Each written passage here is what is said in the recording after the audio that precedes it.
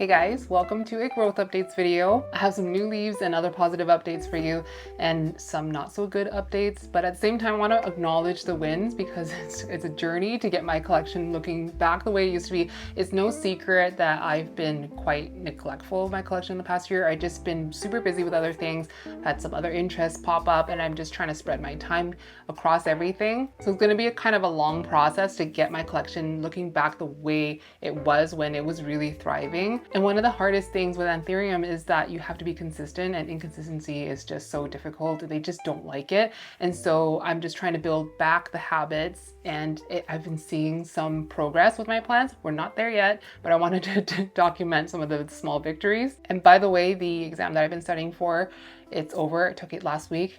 I passed. I just got my results yesterday, so I feel a great burden on my shoulders, and I can actually do this kind of like pitter-patter stuff without feeling guilty like I should be studying. So anyway, without further ado, some good updates. One of my favorite plants right now is my Bivvette by DF that I got from NXC Plants that they bred, and it has put out a new leaf. And here's the new leaf up close. It's getting quite big, and it's quite alarming that this plant grows pretty fast.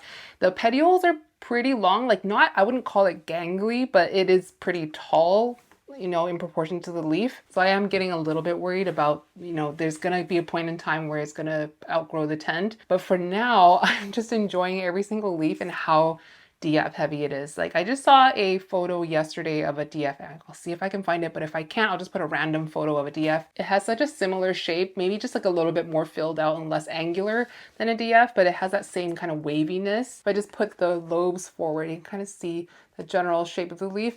And I just like, it's such a good grower. I potted this maybe, I'm trying to remember, it was like maybe before Christmas, and it's filled out the pot pretty nicely. I only upped it one size of the pot because I just don't have much space for giant pots inside of the tent. When Nick and Corbin gave this to me, it was in kind of like a DIY pot mix with a lot of stratum mixed in. And I just kept as much of that substrate and just kind of transferred it to the new pot as possible and just filled it up with more of my DIY pond, which is black lava rock, pumice, some lechuza pond and zeolite in there. And I think that's it. So it's growing semi-hydro in a very algae-ridden pot. I've been doing a lot more CalMag. So I've been noticing, due to maybe some CalMag deficiencies from not using CalMag for so long because I was out of it, the plants just seemed a little bit more susceptible to ripping, and there's something going on in my tent, and I'm pretty sure it is fungal and to do with airflow.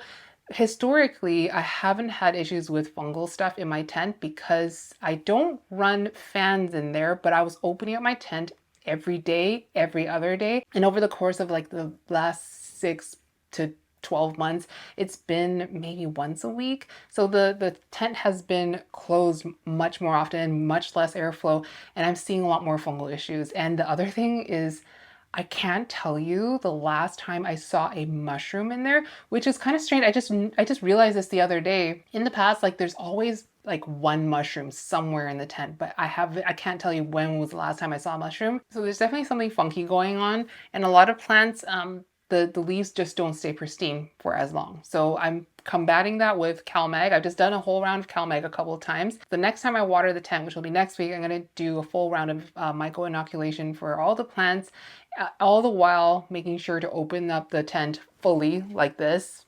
every 2 days maximum. But yeah, this plant has dropped a few of its oldest leaves, but the last 2 leaves would have been, so this is the newest one, and this is the last one, still holding on strong. It was so pretty. Look at the color on it. I just love a dark wavy Anthurium. And I'm going to show you another one right after this. It's been flowering nonstop. I haven't collected any pollen off of it. This one's just gone receptive. It's kind of a little bit purpley. I probably should have collected the pollen off this one, but didn't get to it in time. But through all of last year, I can proudly say I never let this plant dry out. I don't know how, because I think every single plant, minus maybe 1 or 2, have fully dried out my tent at some point. But this plant, I somehow stayed on top of it. And this kind of just shows you how little it's declined because of the consistency I've been able to keep up with this plant. Okay, so the next update is twofold. The other dark and wavy plant, my Midnight Velvet. Also one of my favorite plants. I think that my Midnight Velvet is possibly up there, like my top 3 favorite anthurium in my collection. So I got this plant from Owen, right, as a little cutting, and it's grown really fast for me, and it had sized up really well, but I will say it's got a reputation for not being super easy and a little bit finicky, not great with drying out. I was recommended by Owen to keep it a little bit on the wetter side all the time. And one issue that kept coming up for me was this chlorotic veining, which I had used CalMag on to fix in the past, but then I was out of CalMag. So it started happening again, and I just didn't get to actually fixing it, so it got really bad. So here's what the plant looks like now after having some TLC. So all the leaves looked like this. A lot of splotchy, a lot of yellowing, and the newest leaf was teeny tiny, and look how yellow it is. So it was planted in a mixture of tree fern and like amendments like perlite and stuff like that with sea soil, which I've talked about so many times about it being a organic kind of decomposted forest fines soil that I used outdoors, and I was trying to find a peat alternative. It was mostly a miss for my anthurium. For the Midnight Velvet, it was okay for a while, and then it just kind of like went downhill really quickly. So the reason why I was putting off repotting it was because it was putting out an offset. So one of the lower down growth points was activated, it had put out a leaf. So I was saying to myself, like, once this little offset puts out its own root system, I will take it out and then repot the whole thing. And usually you can't really see the root system unless you dig in, because usually the little offset, the roots aren't really going to reach the side of the pot. So you can't tell unless you dig in, but usually I'll just wait till the second leaf has come out, and usually by then there'll be somewhat of a root coming out of the offset. The trouble is it just didn't stop putting out offsets. So there was like at one point 3 or 4, and then I was just saying to myself, like, you know what, let's just do it because it looks so god awful. So I think this was 2-3 weeks ago or so, I repotted it out of that sea soil mix into just heavily amended tree fern fiber with a lot of DIY pon. And I'm happy to report that there's already some root growth on the side of the pot. So I only upped it one size, and I have a little leca reservoir layer at the bottom just so I can keep it a little bit wetter. So I actually keep a reservoir in here, and I'm just going with the swampier method with this plant because in the past I was keeping it swampy and there was basically no root rot on it. Just the plant itself looked awful, but the roots were totally fine. And all of the offsets have been removed. It's just put out a new leaf. So we'll see how this one expands. I really hope it's bigger than this one. I don't think I didn't take any cuttings off of the main Mary stem. I have only removed the little pups. So this is how it's been going with my Midnight Velvet. It's like kind of goes uphill for a while and it goes downhill. This is probably the worst it's ever looked in its whole life.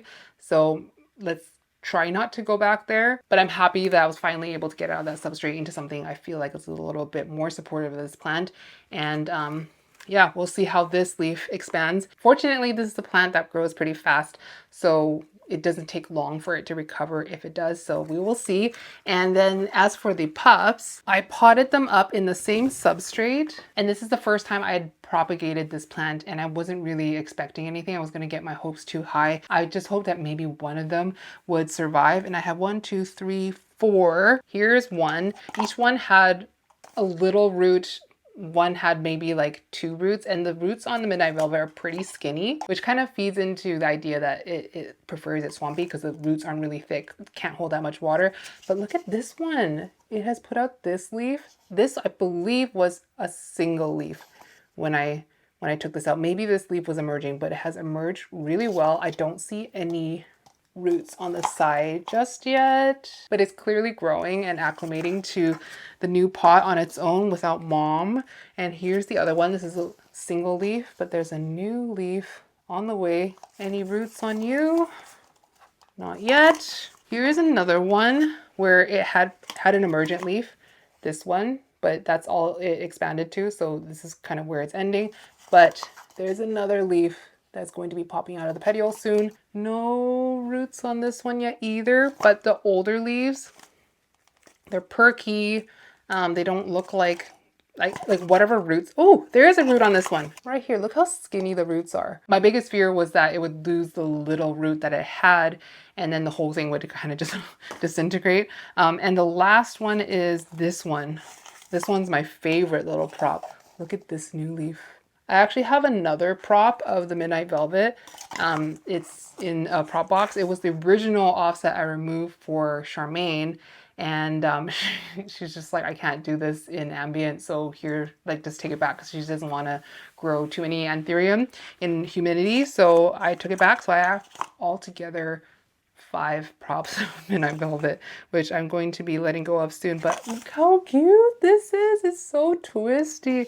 So I'm not even super mad that my mother plant is ugly because these props are just, I love the red veins. And when it gets a little bit more mature, the veins are less red, a little bit more hot pink. And there's a little bit of like hot pink that stays right where the sinus is. And it's just lovely. So these plants are just growing inside of domed tray under a Barina, and doesn't seem to be too high of light for the Midnight Velvet so far. We shall see. And once the weather becomes a little bit more shipping friendly, I'll start letting go of them as they get a little bit bigger. I want them definitely bigger than this before I sell them, just because they're a little bit fragile and I don't want them to die in transit. This next one is the total opposite to Dark and Twisty. It's my Red Crystal Port by King of Spades. I'm just trying not to show the new leaf yet, but this is the hybrid I did with Charmaine.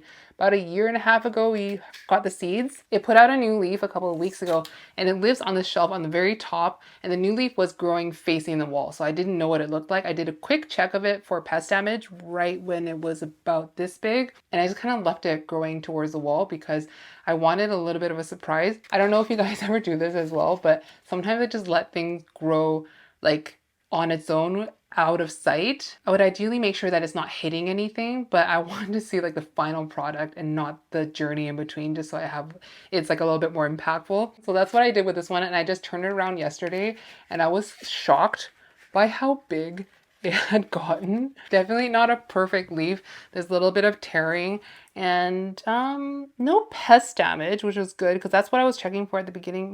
Maybe not no pest damage. Actually, I can't really see, but I wouldn't rule out pest damage. So there's like a little hole here, there's a rip here, rip on the tip, but it's so round and so it's still pretty floppy. And in comparison to the leaf before, yeah, it would have been this one. All the way to this one, it's got more veiny, and the root system looks great. It really needs a repot. In fact, I will do that today because if I don't, the next leaf is very likely not going to be this big.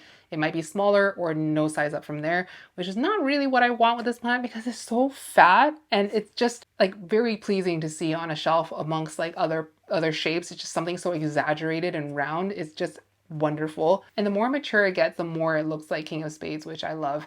There's a lot of pink in the veins. I don't think it's showing up pink. Maybe it's only this part that's showing pink, but in real life, all the veins up to basically the end is like this soft salmony pink. So originally I had planned to film a different video this week, but this leaf made me want to do a growth updates because I wanted to show you fresh because it's been so long since I had a large juicy leaf grow. Even though I'm really happy I've like kind of branched out and started pursuing other hobbies and interests, it's definitely not something to be proud of when my collection has gone downhill a little bit. So this is a win I want to document and celebrate, and I've turned this around on the shelf now so I can look at it every day, and why I definitely will be repotting into a bigger pot after I finish filming because I want to keep this up because I had been letting my plants dry out, especially in the ambient shelves.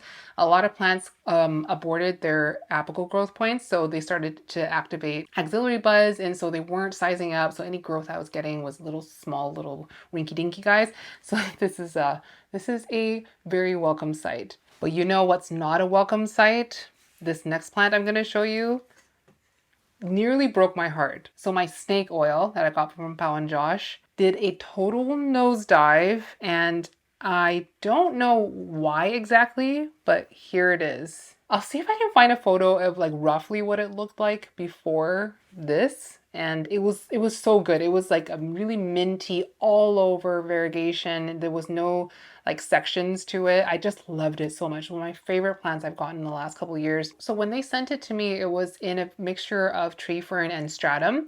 And I kept a lot of that and I just moved it into more tree fern, like more tree fern and pon in this size pot actually. And then when I was seeing some roots coming out of the bottom, it definitely wasn't root bound or anything, but there was some roots kind of creeping out. I took that opportunity to move it up quite a bit to a 4-inch pot. So I went from this size with some roots creeping out the bottom to this 4-inch square pot. I kept whatever was inside of this pot. I just added a lot more tree fern and pon around it. And then it was like kind of fine for a little bit. It wasn't growing. And then suddenly I was noticing that the leaves were really wrinkly, really dehydrated looking. But at the top of the substrate, I could see a big, juicy, fuzzy root coming out. So I was thinking to myself, okay, once that root it was kind of growing laterally across the substrate. Once that root kind of starts to sink down, it's going to start taking up more water. It'll recover. It's just not touch it. And it just got worse and worse and worse until I finally took it out of the pot. That root was still fine, by the way. I took it out of the pot and it was stem rot. And I was like, I couldn't sleep that night. I was thinking about and worrying about this plant. So I cut off as much rotten stem as I could, and in the process of rehabbing that plant, that little bit of stem, it lost that fuzzy new root. It just kind of rotted off. So the last leaf is now fully gone.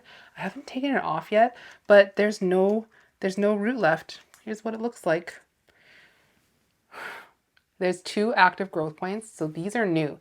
These activated growth points weren't there when I potted it up into this, which is now DIY pond mixed with a bunch of stratum. So no tree fern in there. I'm keeping it kind of damp at all times, but not too much of a reservoir, like it's barely touching the bottom of the pot. And I don't even know if I should be, let's just take this leaf off. There is the start of a root. I'm gonna zoom in on it so you can see. So hopefully we don't jeopardize it anyway. I'm just gonna nestle it back into the substrate. So this just lives like this, open in my tent. Near to the bottom, it's not being blasted with light. The thing I'm struggling to decide is whether I should put another cup on top and just double cup it, because it's worked so well for me in the past. There's like less than a centimeter of healthy stem on this, so I don't want to rot it again, since stem rot is what got us here in the first place. So since it's actively working on something without any cup over top, I might just leave it like this and continue opening up my tent every day and letting the air flow through and just kind of keep it like what I do is I open the tent up as I'm doing my makeup, getting ready in the morning, and then I close it back up. I don't necessarily do anything and fuss with the plants every day. I just want it open for a prolonged period of time. So here's where I'm at with the snake oil. All hope is not lost, but it's a precarious situation. So please keep your fingers crossed for me. I know one of you has said like this very same thing has happened to you with your snake oil. Not that I think there's anything to do with the plant itself. Like it came to me super healthy. It was healthy for months. It's just, I don't know. It's like a problem I don't deal with often, but when it's a tiny little plant like this that is not easy to get another one of, I am pretty stressed. And if it dies from here, like, what can you do? If I'm not able to save it, then at least we had a good time while we were together. Next up is my Portillae by Carla. This one's from the Homebody. This has been growing so well in my tent. I think I have let it dry out, not maybe 100%, but maybe 80% dry out multiple times, but it seems to be kind of holding on like a champ. And it just put out this new leaf. It's definitely put it out since you last saw it. I think this came out around Christmas time. So it's fully hardened off now and is looking more and more like port with every single leaf. Like it's getting more pointy. It's quite veiny for a port hybrid, but the shape is getting more interesting. And it is now flowering for the first time.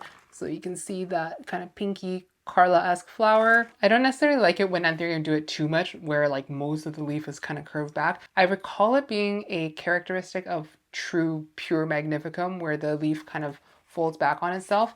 I think when it's like this, when it's just the lobes and the rest of the leaf blade is pretty flat, I like it. But when the whole leaf is kind of like this and curved back and you can't really see the whole thing, that's when I don't like it as much. But this I really like. I think it just adds a little bit more interest and dimension. I up-potted this a few months ago and it's fully filled out the pot. So we're gonna have to repot it again soon. And at that point it's probably gonna have to be kicked out of the tent. I think this might do okay outside and ambient, and there's definitely room on this shelf, so I don't mind bringing this out. And I think this plant can handle my ambient conditions just based on it weathering through the dryness pretty well, my whole period of neglect. This is one of the few plants in my tent that isn't showing that kind of fungally damage. So I'm pretty happy with this. And this is in a 5-inch square pot right now. I think the next step would be to get it into an 8-inch, especially if I'm gonna move it out here because I need to not let it dry out and things just stay a little bit wetter in the tent. So yeah, a little update on my Portillae. Quick update on my Diabloense. It is quite the shrub. It put out this new leaf over Christmas and I was pretty happy because it had grown out without ripping. So the problem with this plant is that it's so thick here and all the leaves are kind of at the same height. So whenever a new leaf comes out, it kind of grows through this and rips itself along the way. So here's an example of a leaf where it's missing the whole tip. But when a leaf is able to grow without any damage, it's just chef's kiss and it's so silvery. So I was pretty happy about this leaf until I took a closer look one day and saw thrips all over the plant. So obviously it got just bathed in spinosad and it seems to be fine now, but I think I'll probably do another round over everything, just like spray it with spinosad and wipe it off because it's looking pretty dusty. But the thing I wanted to update you on was the infructescences. Here's the one that's most furthest along. It hasn't changed too much because I'm pretty sure this is going to take forever. Like I wouldn't even bang on it being done in 2026, but it's holding on and I'm pretty optimistic about it because it's getting thicker and it's like changing direction, like it's curving down. This one, you know, it's kind of similar, I guess. It's not really bending the same way. Like this to me is something that the other inflows had never done. Like it would grow an inflow, I try to pollinate it and it would take months to die off. So I would have this false sense of hope that maybe it had taken and it doesn't. But it never did this thing where it curves around. This one's kind of staying straight. You know, the little berries seem to be developing. There's more protrusions. Let me flip this around. There's definitely berries growing on here. So we'll just see if it goes all the way. Here's another inflow, new inflow. Is there a new leaf coming? Actually, there is a new leaf coming. I actually don't want any more leaves right now because the chances of them getting damaged are so high, but I also don't want to chop back all leaves right now because it's working on berries. So we'll just put you back here. But so far so good on the berry production. The little offset I had removed from it last year, it was looking pretty dicey for a while, but lots of new roots. So this was the leaf on the little pup when I removed it, and it had an active growth point that died after being removed. So I thought maybe that kill all the possible growth points. But luckily enough, we got another leaf, but I let it dry out completely. So there's a little bit of crispy on the tips. The roots are looking great, actually. There's roots circling the bottom, lots of juicy roots in here. I just watered today. So when the weather warms up, hopefully we'll have another leaf. Like this thing has not been growing as fast as the mother plant for sure, but maybe it'll kind of speed up and I'll be able to add one Diabloense to the restock. I think this next restock is going to be a lot of like one-offs, like props of plants rather than a lot of seedlings because I haven't been breeding that much. Couple of red crystallinum updates. My Home Depot Michelle, it's looking so much better. This is the new leaf it put out, I want to say December, November-ish. I don't remember if I showed this to you when it was fresh. Maybe it was in my plant tour. I don't really remember, but it grew and hardened off really well. It's super dark and it's just put out another leaf, which is not, oh no, there's a little hole right here. I don't know if you can see it. So that's not going to be a perfect leaf. But anyway, I'm just really happy that it's like loving the new substrate. This was a lovely gift from Sydney. Sydney, if you're watching, this plant is doing really well. I had put it in tree fern soil, I think, when I first got it. And I repotted it into tree fern pond, into a nice big pot, and it's just been growing a lot better. And just, I don't know if it's the nutrient uptake, maybe the sea soil was like causing some lockout. I don't know. I didn't really look into it. I just know that it's not the best substrate for my anthurium, at least in my conditions. Tree fern pond has been so much better for this plant and it's not like a ripped up looking monstrosity. I think I showed this actually when I did my ambient shelf cleanup. I just don't remember if this leaf was there, but I remember topping it up with more substrate.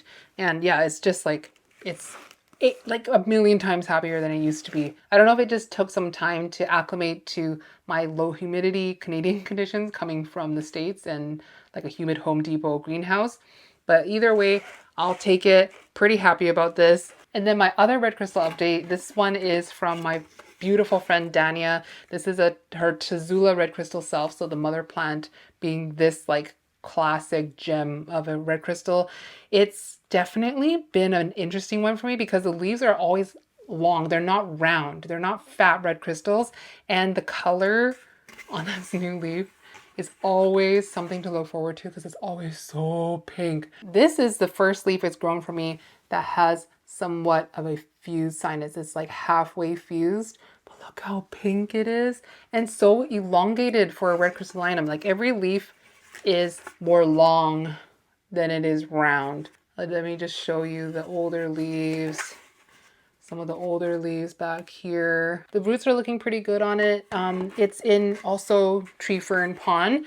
And I've just recently kind of restocked my soil components. So it's just like a kind of peat mix that I'm going to start mixing in on repots. So not everything's going to be tree fern pond. I don't know if that's the cause of the lack of mushrooms. I don't know why I'm fixating on the fact that I used to have mushrooms that I don't anymore. I just felt like I associated mushrooms with positive growth on my plants and then the lack of mushrooms. I don't know if it's because like things are drying out. I don't know, but I miss the mushrooms. That's the point. I miss seeing mushrooms and maybe I'll see more of them with the reintroduction of some peat to mix in with the tree fern. But I just love a red crystallinum, obviously when it's very red, but also when it has a semi-fused sinus. A fully fused sinus is amazing, but I very rarely see that. And I only get it every once in a while with my red crystals. Like this one is the first time on this plant. In my NSE red crystal, had it one time. I love it. I just love a fused sinus. I don't understand when people hate forgetii.